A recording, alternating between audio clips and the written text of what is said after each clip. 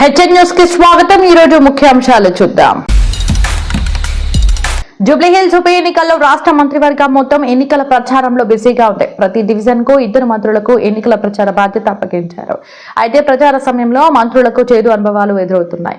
ఇంటింటికి వెళ్లి ఓట్లు అడిగే మంత్రులు ఇచ్చిన హామీలను, ముఖ్యంగా 6 హామీలను నెరవేర్చకపోవడంపై ప్రజలు ఫిర్యాదు చేస్తున్నారు.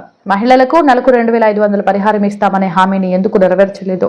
పేద బాలికలకు పెళ్లి కానుకగా 1 తులం బంగారం ఎందుకు ఇవ్వలేదు అనే ప్రశ్న అడుగుతున్నారు. ఉచిత విద్యుత్ ఎక్కడ?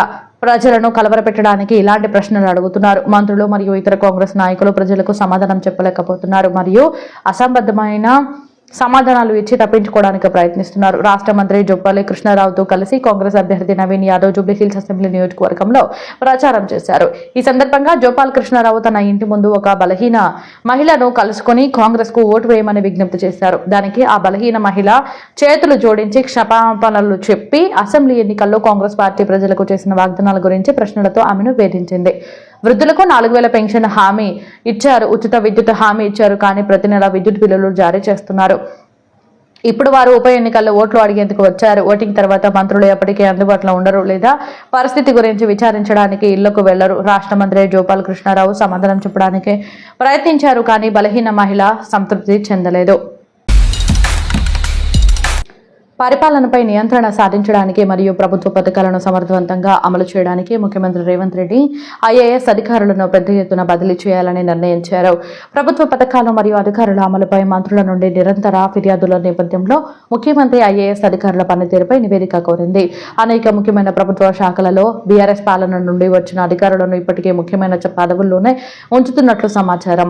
ప్రిన్సిపల్ సెక్రటరీలు మరియు కార్యదర్శుల సహకారం లేదని పలువురు మంత్రులు ఫిర్యాదు చేశారు. మరియు ఎక్సైజ్ మంత్రి జూపల్లి కృష్ణారావు మరియు సీనియర్ ఐఏఎస్ అధికారి సయ్యద్ అలీ ముర్తాజా రిజ్వీ మధ్య గత కొన్ని రోజులుగా విభేదాలు వెలుగులోకి వచ్చిన తర్వాత పనితీరు ఆధారంగా ముఖ్యమైన విభాగాలను అధికారులకు కేటాయించాలని ప్రభుత్వం నిర్ణయించింది. అనేక శాఖలలో ఐఏఎస్ అధికారులు తమ ఏకపక్ష వైఖరిని కొనసాగిస్తున్నారని మరియు సంబంధిత మంత్రుల సూచనలను విస్మరిస్తున్నారని సమాచారం. అధికారుల పనితీరుపై నివేదిక సమర్పించాలని ముఖ్యమంత్రి రేవంత్ రెడ్డి ప్రధాన కార్యదర్శి రామకృష్ణారావును ఆదేశించారు. ఇటీవల ఐఏఎస్ అధికారులతో జరిగిన సమీక్ష సమావేశంలో ముఖ్యమంత్రి తన అసంతృప్తిని వ్యక్తం చేశారు. విశ్వసనీయ వర్గాల సమాచారం ప్రకారం చాలా ముఖ్యమైన శాఖలలో ఫైళ్లు చాలా కాలంగా పెండింగ్ లో ఉన్నాయి. దీని ఫలితంగా ప్రభుత్వ పథకాలు ప్రభావితమవుతున్నాయి. మంత్రివర్గంలో తీసుకున్న కొన్ని నిర్ణయాలకు అనుకూలంగా కొంతమంది అధికారులు ఇంకా ఆదేశాలు జారీ చేయలేదు. జూబ్లీహిల్స్ ఉప ఎన్నిక తర్వాత అధికారులపై నియంత్రణ సాధించడానికి వీలుగా పరిపాలనలో పెద్ద మార్పు చేయనున్నట్లు చెబుతున్నారు. అనేక జిల్లా కలెక్టర్ల గురించి ప్రజాప్రతినిధుల నుండి ఫిర్యాదులు అందుతున్నాయి. మంత్రులతో పాటు ఐఏఎస్ అధికారుల సమక్షంలో నియమించబడిన అధికారుల పనితీరును ముఖ్యమంత్రి రేవంత్ రెడ్డి పర్యవేక్షిస్తున్నారు. ఐఏఎస్ అధికారులు చాలా కాలంగా తమ సమక్షంలోనే కొంతమంది అధికారులను ఉంచుకున్నారని చెప్పబడింది. సచివాలయంతో పాటు శాఖాధిపతుల పనితీరుపై కూడా నివేదిక కోరుతున్నారు. సంక్షేమ పథకాలను సమర్థవంతంగా అమలు చేయడంలో ఐఏఎస్ అధికారులు ప్రభుత్వానికి సహకరించాలని ముఖ్యమంత్రి కోరుకుంటున్నారు. అనేక పథకాలకు సంబంధించి సంబంధిత మంత్రుల సూచనలు ఉన్నప్పటికీ ఐఏఎస్ అధికారులు ప్రతిపాదనలు సమర్పించలేదు. 22 నెలల పాలన పూర్తయినప్పటికీ పరిపాలనపై పూర్తి నియంత్రణ లేకపోవడంపై మంత్రుల్లో అసంతృప్తి నెలకొంది. పోస్టింగ్ల ద్వారా శాఖల పనితీరును మెరుగుపరచడానికి వీలుగా తమ శాఖలకు అధికారుల పేర్లను సిఫారసు చేయాలని ముఖ్యమంత్రి మంత్రులను కోరినట్లు సమాచారం. తుఫాను ప్రభావంతో తెలంగాణలోని వరంగల్ జిల్లాలో భారీ వర్షాలు కురుస్తున్నాయి. ఫలితంగా 45 కాలనీలు పూర్తిగా మూతపడ్డాయి. చాలా ప్రాంతాల్లో ఇళ్లలోకి నీరు చేరాయి. రోడ్లు సరస్సులుగా మారాయి. ముఖ్యంగా వరంగల్, హనుమకొండ, కాజీపేట ప్రాంతాల్లోని అనేక కాలనీలు చెరువుల దృశ్యాన్ని ప్రదర్శిస్తున్నాయి. హంటర్ రోడ్డులోని బోండే వాగు చెరువు నీటితో వరంగల్, హనుమకొండ మధ్య రాకపోకలు పూర్తిగా నిలిచిపోయాయి. Santoshi Madhav colony, DK Nagar, SN Nagar, Maisiah Nagar, Samiah Nagar, Sai Ganesh కాలనీలోని ఇళ్లలోకి నీరు ప్రవేశించి స్థానికులు తీవ్ర ఇబ్బందులకు గురయ్యారు. వరంగల్ తూర్పు పరిధిలోని బాధిత ప్రజల కోసం మున్సిపల్ అధికారులు అనేక సహాయ శిబిరాలను ఏర్పాటు చేశారు. లోతట్టు ప్రాంతాల ప్రజలను పడవల ద్వారా సురక్షిత ప్రాంతాలకు తరలించారు. హన్మకొండ ప్రాంతంలో వాడి పాలి చెరువు నుండి వరద నీరు సమీపంలోని కాలనీల్లోకి ప్రవేశించింది. జవహర్ నగర్ కాలనీ, గోపాల్పూర్ మరియు 100 అడుగుల రోడ్డు నీటిలో మునిగిపోయాయి. కాజీపేట నుండి హనుమకొండ మార్గంలో సోమిడి మరియు గోపాల్పూర్ చెరువులు పొంగిపోలాయి మరియు వాటి కట్టలు విరిగిపోయాయి. దీని వలన రోడ్లపై భారీగా నీరు నిలిచి ట్రాఫిక్ పూర్తిగా స్తంభించింది. చాలా చోట్ల వేగంగా ప్రవహించే నీటిలో కార్లు మరియు మోటార్ సైకిళ్లు కొట్టుకుపోయాయి.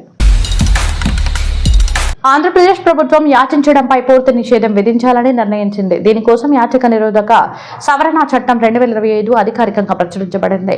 ఈ చట్టం అమల్లోకి వచ్చిన తర్వాత ఏపీలో ఎక్కడైనా యాచించడం ఇప్పుడు తీవ్రమైన నేరంగా పరిగణించబడుతుంది. ఈ నెల 15న ఈ చట్టాన్ని గవర్నర్ ఆమోదించారు. 27న ఈ చట్టాన్ని ఏపీ గెజెట్ లో చేర్చారు. న్యాయశాఖ కార్యదర్శి ప్రతిభాదేవి GOMS నంబర్ 58ని జారీ చేశారు. రాష్ట్రంలో రోజురోజుకు పెరుగుతున్న యాచక మాఫియా మరియు వ్యవస్థీకృత యాచకాన్ని పూర్తిగా నిర్మూలించడం మరియు పేదలకు పునరావాసం కల్పించడం లక్ష్యంగా దీనిని తీసుకువచ్చారు. ఈ చట్టం సంక్షేమ శాఖ మరియు పోలీసుల సహకారంతో అమలు చేయబడింది. భిక్షాటనపై ప్రభుత్వం చర్య తీసుకున్న తర్వాత ప్రజల్లో చాలా ఉపశమనం లభించింది. ఎందుకంటే రద్దీగా ఉండే ప్రాంతాలు, హోటళ్లు, రెస్టారెంట్లు మరియు ఇతర ప్రదేశాలలో మరియు ట్రాఫిక్ సిగ్నల్స్ వద్ద యాచకులు తరచుగా పెద్ద ఎత్తున మాఫియాను నిర్వహిస్తున్నారు. జూబ్లీహిల్స్ అసెంబ్లీ నియోజకవర్గంలో కాంగ్రెస్ పార్టీ ఎన్నికల ప్రచారం జోరందుకుంది. ఈ రోజు ఎన్నికల ప్రచార బాధ్యతలు నిర్వహిస్తున్న మంత్రులు వివిధ ప్రాంతాల్లో పాదయాత్ర ద్వారా ఓటర్లను కలిశారు మరియు కాంగ్రెస్ ప్రభుత్వ సంక్షేమ పథకాల కారణంగా పార్టీ అభ్యర్థి నవీన్ యాదవ్ ను విజయవంతం చేయాలని విజ్ఞప్తి చేశారు. నీటిపారుదల మంత్రి ఉత్తమ్ కుమార్ రెడ్డితో పాటు కార్మిక మంత్రి జి. వివేక వెంకటస్వామి, రవాణా మంత్రి పూనం ప్రభాకర్, ఎక్సైజ్ మంత్రి జుప్పాలి కృష్ణారావు, వ్యవసాయ మంత్రి నాగేశ్వరరావు, పార్టీ ఎంపీలు మరియు ఎమ్మెల్యేలు జూబ్లీహిల్స్ లోని వివిధ ప్రాంతాలను సందర్శించి ఓటర్లను కలిశారు. ఉత్తమ్ కుమార్ రెడ్డి ప్రచారం సందర్భంగా ప్రజల్లో అసాధారణ ఉత్సాహం కనిపించింది. ఏఐసిసి కార్యదర్శి సంపత్ కుమార్, మహిళా కాంగ్రెస్ అధ్యక్షురాలు సునీతారావు మరియు మహమ్మద్ అజరుద్దీన్లతో పాటు ఉత్తమ్ కుమార్ రెడ్డి మరియు పూనం ప్రభాకర్ యూసఫ్ గూడ డివిజన్లలోని వివిధ ప్రాంతాలను సందర్శించారు. వారు దుకాణదారులను కలుసుకొని ప్రభుత్వ సంక్షేమ పథకాల గురించి వారికి అవగాహన కల్పించారు. ఉత్తమ్ కుమార్ రెడ్డి ఒక దోశ దుకాణానికి చేరుకొని దోశ తయారు చేసి స్థానికులకు వడ్డించారు. ఇద్దరు మంత్రుల పర్యటన సందర్భంగా పెద్ద సంఖ్యలో ప్రజలు హాజరయ్యారు. జూబ్లీహిల్స్ లో కాంగ్రెస్ విజయాన్ని ఉత్తమ్ కుమార్ రెడ్డి ఖాయం చేశారు మరియు ఎన్నికలకు ముందే బీఆర్ఎస్ మరియు బీజేపీ ఓటమిని అంగీకరించాయని అన్నారు. అన్ని సర్వే నివేదికలు కాంగ్రెస్ కు అనుకూలంగా ఉన్నాయని ఆయన అన్నారు. కృష్ణానగర్ మరియు ఇతర ప్రాంతాలలో ఇంటింటికి వెళ్లి ఉత్తమ్ కుమార్ రెడ్డి ఓటర్లను కలిశారు. గత 10 సంవత్సరాలలో జూబ్లీహిల్స్ ప్రజల సంక్షేమం మరియు ఈ ప్రాంత అభివృద్ధిని నిర్లక్ష్యం చేశారని ఆయన ఆరోపించారు. కాంగ్రెస్ ప్రభుత్వం కేవలం 20 నెలల్లో తన ఎన్నికల హామీలను నెరవేర్చింది. రేషన్ కార్డులు జారీ చేయడమే కాకుండా ఉచిత ఫార్బాయిల్డ్ రైస్ ను కూడా అందిస్తుంది. రాష్ట్రంలో తెల్ల రేషన్ కార్డుల సంఖ్య 1.15 కోట్లకు చేరుకుందని ఆయన అన్నారు. దేశంలో 3.15 కోట్ల మందికి ఉచిత ఫార్బాయిల్డ్ రైస్ అందిస్తున్న మొదటి రాష్ట్రం తెలంగాణ అని ఆయన అన్నారు. తెలంగాణ జనాభాలో 85% ఎస్సీ, ఎస్టీ, బీసీ మరియు మైనారిటీ వర్గాల వారు ఉన్నారని ఆయన అన్నారు. అన్ని వర్గాల సంక్షేమం కోసం కాంగ్రెస్ పార్టీ చర్యలు తీసుకుంటుంది. Shad Nagar MLA Shankaraiah, sports authority chairman Sivasenareddy తదితరులు ఈ కార్యక్రమంలో పాల్గొన్నారు. మాజీ క్రికెటర్ మహమ్మద్ అజరుద్దీన్ ను మంత్రివర్గంలో చేర్చుకోవడానికి బీఆర్ఎస్ కారణమని బీఆర్ఎస్ సీనియర్ నాయకుడు షేక్ అబ్దుల్లా సోహెల్ పేర్కొన్నారు. కాంగ్రెస్ ప్రభుత్వంలో ముస్లింలకు జరుగుతున్న అన్యాయాలను బీఆర్ఎస్ పార్టీ బయటపెట్టింది. ఆ తర్వాత జూబ్లీహిల్స్ ఉప ఎన్నికకు ముందు మైనారిటీల, ముఖ్యంగా ముస్లింల ఆగ్రహాన్ని తొలగించేందుకు ఒత్తిడితో మంత్రివర్గాన్ని విస్తరించాలని ముఖ్యమంత్రి రేవంత్ రెడ్డి నిర్ణయించారు. ఈ రోజు ఒక ప్రకటన విడుదల చేస్తూ షేక్ అబ్దుల్లా సోహెల్ మాట్లాడుతూ 22 నెలల పాటు ముస్లిం ప్రాతినిధ్యాన్ని కోల్పోయేలా మంత్రివర్గాన్ని కాంగ్రెస్ అవమానించిందని అన్నారు. రాష్ట్ర జనాభాలో 15% ఉన్న ముస్లింలకు ప్రతిపక్షంగా నిర్మాణాత్మక పాత్ర పోషించడం ద్వారా కాంగ్రెస్ ముస్లింలను అవమానించిందని అన్నారు. ఆ తర్వాత తన ప్రతిష్టను కాపాడుకోవడానికి మహమ్మద్ అజరుద్దీన్ ను మంత్రివర్గంలో చేర్చుకోవాల్సి వచ్చింది. అసెంబ్లీ ఎన్నికల్లో మైనారిటీలకు ఇచ్చిన ఏ హామీని కాంగ్రెస్ ప్రభుత్వం నెరవేర్చలేదని ఆయన అన్నారు. చివరకు అమీర్ అలీ ఖాన్ ను గవర్నర్ కోటాలో ఎమ్మెల్సీగా చేర్చారు. గవర్నర్ కోటాలో ఎన్నికైన అమీర్ అలీ ఖాన్ మరియు ప్రొఫెసర్ కోదండ రామ్ల సభ్యత్వాన్ని సుప్రీంకోర్టు రద్దు చేయగా 13 నెలల తర్వాత ఆయన్ను తొలగించారు. కానీ ప్రభుత్వం కోదండరామ్ ను మళ్లీ నామినేట్ చేయగా అమీర్ అలీ ఖాన్ స్థానంలో క్రికెటర్ మహమ్మద్ అజరుద్దీన్ ను నామినేట్ చేశారు. మహమ్మద్ అజరుద్దీన్ ను మంత్రివర్గంలో చేర్చుకోవడం ఎక్కువ కాలం ఉండదని బీఆర్ఎస్ నాయకుడు షేక్ అబ్దుల్లా సోహెల్ అన్నారు. ఎందుకంటే ఆయన నియామకం సుప్రీంకోర్టు నిర్ణయంపై ఆధారపడి ఉంటుంది. మహమ్మద్ అజరుద్దీన్ తన పదవీ కాలాన్ని పూర్తి చేయలేదని ముఖ్యమంత్రి రేవంత్ రెడ్డికి కూడా ఖచ్చితంగా తెలియదు. జూబ్లీహిల్స్ లోని ముస్లిం ప్రాంతాలలోని ముస్లింల నుండి మంత్రులు మరియు కాంగ్రెస్ నాయకులు విస్తృతమైన ఆగ్రహాన్ని ఎదుర్కొంటున్నారని ఆయన అన్నారు. అజరుద్దీన్ ను మంత్రివర్గంలో చేర్చుకోవడం నిజాయితీతో జరగడం లేదు, రాజకీయ బలవంతం వల్ల జరిగింది. మైనారిటీ ప్రకటనలోని 12 హామీలలో ఏదీ నెరవేరలేదు. ఎస్సీ, ఎస్టీ, మైనారిటీ సంక్షేమ శాఖ మంత్రి లక్ష్మణ్ కుమార్ విదేశీ స్కాలర్షిప్ల బకాయిలను విడుదల చేసినందుకు ముఖ్యమంత్రి రేవంత్ రెడ్డి, ఉప ముఖ్యమంత్రి బట్టి విక్రమార్క రక్షకు కృతజ్ఞతలు తెలిపారు. మీడియాతో మాట్లాడిన లక్ష్మణ్ కుమార్, గత బీఆర్ఎస్ ప్రభుత్వం తప్పుడు నిర్ణయాల వల్ల విద్యార్థులు ఇబ్బందులు ఎదుర్కొంటున్నారని అన్నారు. ఆర్థిక ఇబ్బందులు ఉన్నప్పటికీ రేవంత్ రెడ్డి ప్రభుత్వం ఫీజు రియంబర్స్మెంట్ బకాయిలను విడుదల చేయడం ద్వారా విద్యార్థులకు ఉపశమనం కలిగించిందని అన్నారు. కాంగ్రెస్ ప్రభుత్వం అన్ని వర్గాల సమాన విద్యాభివృద్ధికి అనుకూలంగా ఉందని ఆయన అన్నారు. విద్యార్థుల భవిష్యత్తును కాపాడేందుకు ప్రభుత్వం బకాయిలను విడుదల చేసిందని ఆయన అన్నారు. ఎస్సీ, ఎస్టీ, బీసీ, మైనారిటీ వర్గాలకు మెరుగైన విద్యకు సమాన అవకాశాలు కల్పిస్తున్నామని ఆయన అన్నారు. ఒక్కో విద్యార్థికి 20 లక్షల కింద మొత్తం 2288 మంది విద్యార్థులకు 304 కోట్లు విడుదల చేశామని లక్ష్మణ్ కుమార్ అన్నారు. బట్టి విక్రమారక్ష ఆదేశాల మేరకు వెంటనే డబ్బులు విడుదల చేశామని ఆయన అన్నారు. ఈ పథకం కింద ఇప్పటి వరకు 3642 మంది విద్యార్థులకు 463 కోట్లు విడుదల చేస్తామని ఆయన అన్నారు. 2022 నుండి స్కాలర్షిప్ డబ్బులు విడుదల కాలేదు. అభ్యర్థుల బ్యాంకు ఖాతాలకు డబ్బులు బదిలీ అయ్యాయని లక్ష్మణ్ కుమార్ అన్నారు.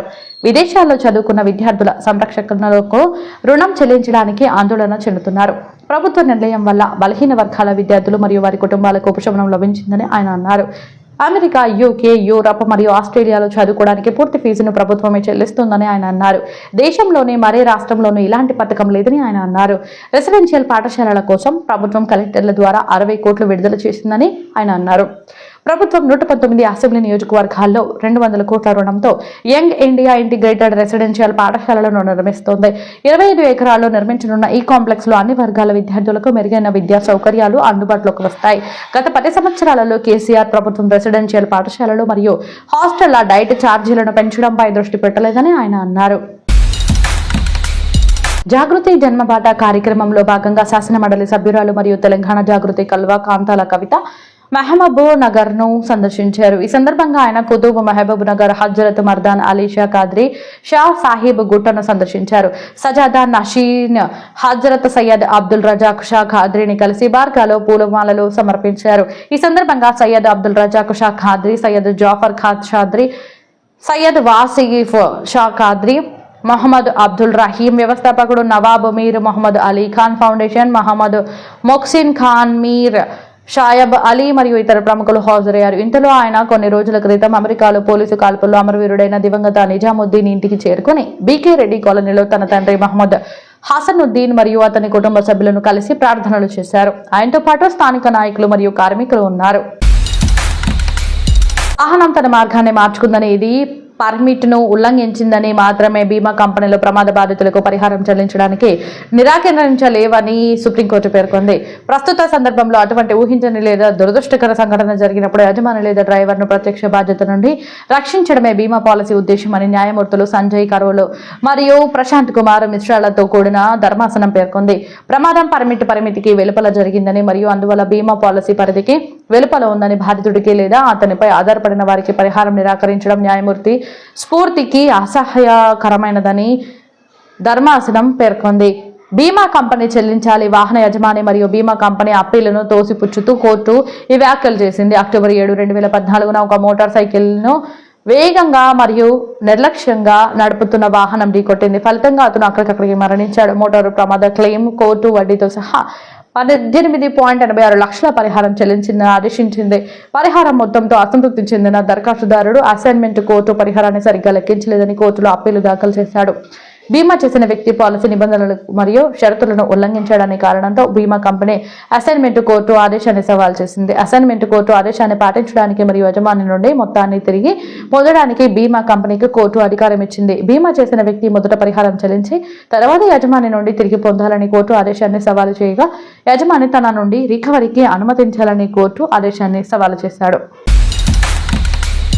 ఏక్ భారత్ శ్రేష్ఠ భారత్ మిషన్ కింద ప్రతి సంవత్సరం అక్టోబర్ 31న ఉక్కు మనిషి సర్దార్ వల్లభాయ్ పటేల్ 150వ జయంతి సందర్భంగా గుజరాత్లోని ఏక్తా నగర్ లో గ్రాండ్ పరేడ్ జరుగుతుందని, దీనిలో ప్రధానమంత్రి నరేంద్ర మోడీ పాల్గొంటారని కేంద్ర హోంమంత్రి బీజేపీ సీనియర్ నాయకుడు అమిత్ షా గురువారం అన్నారు. సర్దార్ పటేల్ జయంతి సందర్భంగా గుజరాత్లోని ఏక్తా నగర్లోని కేవాడియా కాలనీలో జరిగే కవాతులో సెంట్రల్ రిజర్వ్ పోలీస్ ఫోర్స్ మరియు బోర్డర్ సెక్యూరిటీ ఫోర్స్ BSF సిబ్బంది మరియు అనేక రాష్ట్రాల నుండి పోలీసు సిబ్బంది కూడా పాల్గొంటారని, వివిధ సాంస్కృతిక కార్యక్రమాలు నిర్వహించనున్నట్లు అమిత్ షా గురువారం పాట్నాలో విలేకరుల సమావేశంలో తెలిపారు. ప్రస్తుతానికి ఈ వార్తలను ఇంతటితో వీక్షించినందుకు చాలా ధన్యవాదాలు. మీరు ఈ ఛానల్ కు కొత్త అయితే దయచేసి దీన్ని సబ్స్క్రైబ్ చేసుకోండి మరియు బెల్ ఐకాన్ ను కూడా నొక్కండి. తద్వారా మీరు ముందుగా మా వార్తల నవీకరణలను పొందుతారు.